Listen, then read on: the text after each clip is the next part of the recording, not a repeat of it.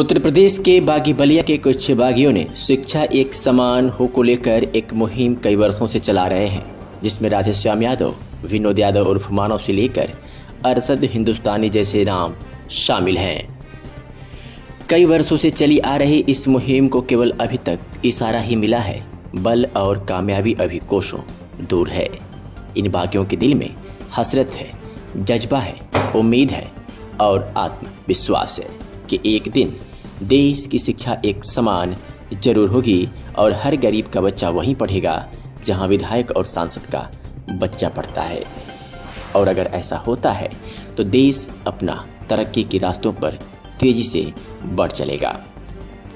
मुहिम छेड़ चुके इन बागियों का कहना है कि जब तक ये मुहिम कामयाब नहीं होगी, हम रोज एक पदयात्रा ग्राम सभा से लेकर लोकसभा तक निकालेंगे और देश के उन तमाम हुक्मरानों से अपनी बात कहेंगे जो सत्ता में रहकर देश का सिस्टम चला रहे हैं। अगली साइकिल यात्रा की अगर बात करें तो 11 अक्टूबर जयप्रकाश जयंती के अवसर पर जयप्रकाश नगर बलिया उत्तर प्रदेश से नई दिल्ली प्रधानमंत्री कार्यालय तक जाएगी। शिक्षा एक समान की टीम के लिए राम कुमार ठाकुर धनकुबेर सोसाइटी नई दिल्ली की तरफ से 30 टी शर्ट शिक्षा एक समान संघर्ष मोर्चा के साथियों को सौंपा है। ये जानकारी शिक्षा एक समान के साथ ही मशहूर का शायर समाज सेवी अरशद हिंदुस्तानी ने दी, जिसमें बेलसा रोड से अरशद हिंदुस्तानी, विनोद यादव व अन्य साथी साइकिल यात्रा जो बलिया से दिल्ली तक जाएगी उसमें शामिल होंगे।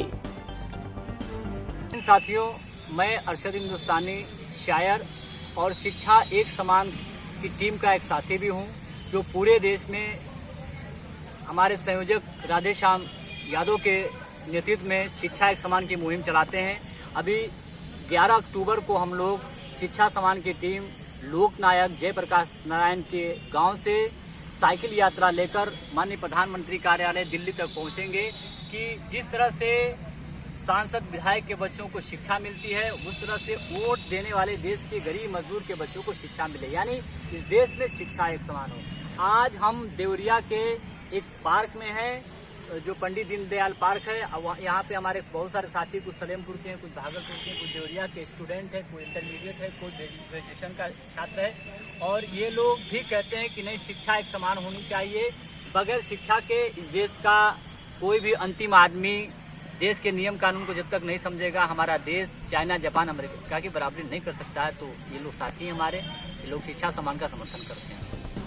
शिक्षा एक समान संघर्ष मोर्चा के साथियों ने अपनी प्रमुख मांगों में शिक्षा एक समान हो और पूर्व वर्तमान सांसद व विधायक अपने बच्चों की तरह वोट देने वाले बच्चों की पढ़ाई की व्यवस्था करे, नहीं तो सरकारी सुविधाएं छोड़ें शामिल हैं।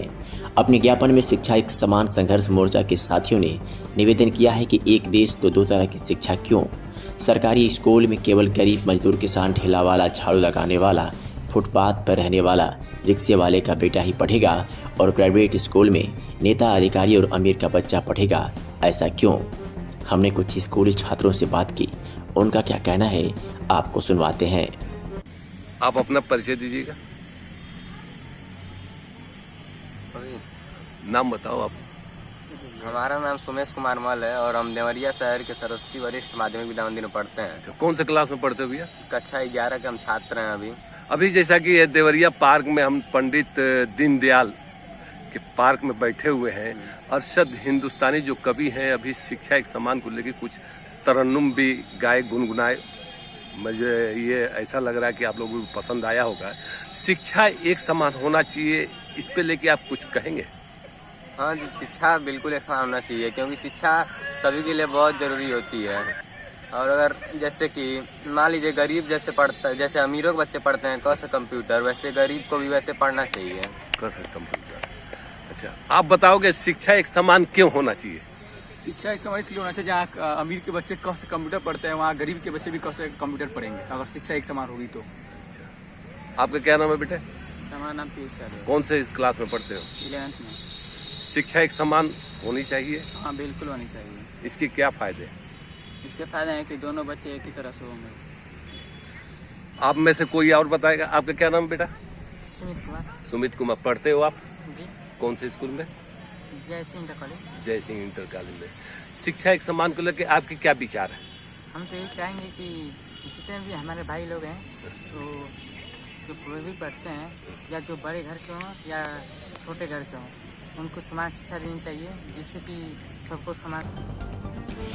यात्रा में शामिल पदाधिकारियों ने आग्रह के साथ निवेदन किया है कि संसद में एक बिल लाकर नियम बनाकर शिक्षा एक समान की व्यवस्था करें।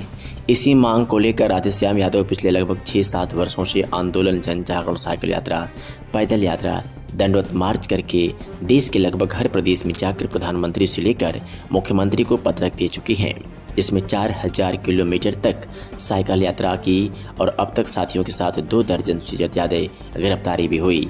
आपको बता दें कि राधेश्याम यादव पूर्व जिला पंचायत सदस्य जो गांव लक्ष्मण छपरा, तहसील बैरिया, जिला बलिया के रहने वाले हैं और उनकी टीम के साथी शायर अरशद हिंदुस्तानी, विनोद यादव उर्फ मानव, सुशील यादव, कृष्णा यादव, अभय कुमार सहित सकलदीप जैसे लोग शामिल हैं।